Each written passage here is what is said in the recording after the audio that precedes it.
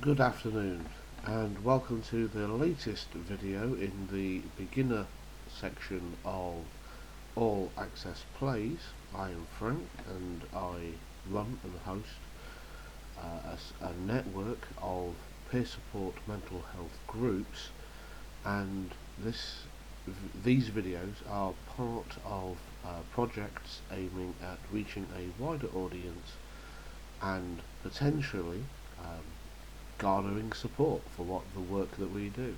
Now, whilst the mental health peer support groups are focused on tabletop gaming, gaming in general has a very I have found has a very transformative effect on shared experience, on breaking down barriers to socialisation, which can help people who suffer with mental health conditions, other socially limiting conditions, come together, create networks, create communities, and overall improve quality of life as it reduces isolation, it reduces many long-term ill health effects in conjunction with therapy, medication, and other things, basically reducing the social isolation of these illnesses can have a profound benefit in conjunction with other therapeutic aids, whether it be talking therapies or medication. With that out of the way, this video is going to focus on what has unlocked at level 6. There is another series of videos which will be much shorter, which snapshot progress, and just to show you, all I have done to get to level 6 is follow 1.2 and 1.3. That shows you how quickly you level up at the start of the game. I won't do this on this video, that'll be the next video where I explain multi-battles. But for this video we're going to focus, we're going to focus on the Great Hall. Now, there are several times in the game where it will lead you astray through missions. It will lie to you. It will cost you things which you need. It will cost you resources purely for the sake of completing missions. And the Great Hall is one of the big and most egregious uses of this, where you get a mission to unlock the attack, which is this column, for each of the 3 affinities. So Void isn't included in the mission, but Force, Spirit and Magic are.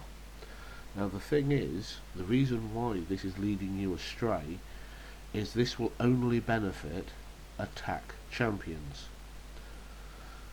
Everything else affects all of your champions. So the more hit points you have for magic, for spirit, for force, will improve it for every champion, whether they are HP based, defense based, attack based, doesn't matter. More hit points is better because it gives you survivability. You can take more hits. Same for defense. Whilst hit points is the amount of damage you can take, defense increases your survivability by reducing the incoming damage from an enemy strike. Crit damage, if you score a critical hit, it improves your crit damage, meaning you do more damage. Resistance stops you being affected by negative status effects from debuffs from enemy champions in arena, in campaign and other locations like dungeons and Doom Tower. And accuracy improves your ability to land your own negative effects, negative debuffs to bosses, to enemy mobs in campaign and elsewhere. Again, only for each affinity, but seeing as Kale is magic, improving his accuracy means you are more likely to land your poison debuff with him. However, you do have to do these three in order to progress in the missions, which does cost you points. Now, where do you get the material to upgrade the Great Hall? That comes from Arena. Now, I wanted to click through this just to skip through the game's tutorial, and as part of that tutorial you have to set a team defense. In an earlier video you saw me pull these two commons, 1-stars, so I have just stuck them in my defense, and I have to fight this person. So you create your arena offense. Again, you've got 4 slots. I've only got the 4 champions, so we'll use those. Early game, look at the team power. Lower the power compared to yours. On paper, the more likely you are to win. Given this setup, I am supposing that this is generated by the game, it isn't a real player, and you literally have a battle in an arena. Now, because we've only got the one enemy, I'm going to use the Disintegrate, because it attacks 4 times at random and has the poison debuff. I'll use the Rain of Arrows as it's a special ability, and 5% chance of an extra hit. Doesn't, but hits. Takes poison damage. Kills my level 1. Not a surprise. So now I'll use Acid Rain. Does 1000. Basic attack. 2 hits. And rinse and repeat. Kills my... Oh no, I thought she'd one-hit him, but didn't. So he now gets another chance and lands a different poison. This one's only 2.5, but look at her health. She should drop. And there we have it. So, what have we earned? Well, this isn't unlocked yet, but it is something that you want to stockpile. That gives you arena points, and as your arena points go up, so once you hit 1000, you'll go from bronze 1 to bronze 2, and this is what you have to use in the Great Hall. So we return to arena, and it gives us some more. So we'll close that down, close that down, close that down, and we go to the Great Hall, and we'll click on one of those just to show you.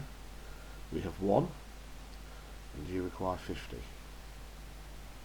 So as you can see, in order to beat the mission that you don't have yet, but will have in the future, you have to spend 150 before you actually upgrade the ones that you want, because once they've hit level 1, I'd ignore them completely. Forget about them. Personally, my recommendation is accuracy, because it improves your abilities to debuff. Now, don't go mad and unlock everything, because later on you get a mission to upgrade one to level 4. Now that will cost you 400 silver. All told, because you can use silver, they count for double what bronze do. So get silver, they'll cost you 25 silver instead of 50 bronze, 75 silver instead of 150 bronze. So if you concentrated on getting to the silver rank and concentrated on just farming the silver, you would need 625 to get from 0 to 4 in a buff that you actually want. And then finally for this video, Tavern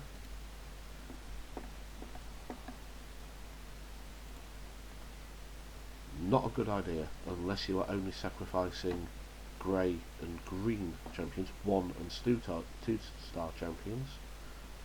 Do not feed others unless you are really sure. So we won't do that for this. But what we will do is, because he's blue, just to show you, look at that, all the way up to level 9. That isn't a bad use of the brew. It's level 9, costs you silver, so again shows you just how important silver is in the game.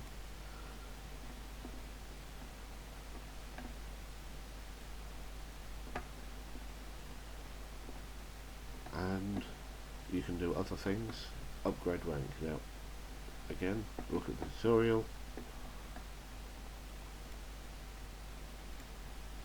So level 9, he's not there yet because he must be at the maximum level for their rank. Now if we look at his level, go back to upgrade level, doesn't show you what his maximum is, but the maximums are 10 levels per star. He's 1 star, so he can only get to level 10. Sniper's 2 star, so she can get to level 20. And Kale is 3 star, so he can get to level 30. We will explain more about ranking up later. When you have skill books,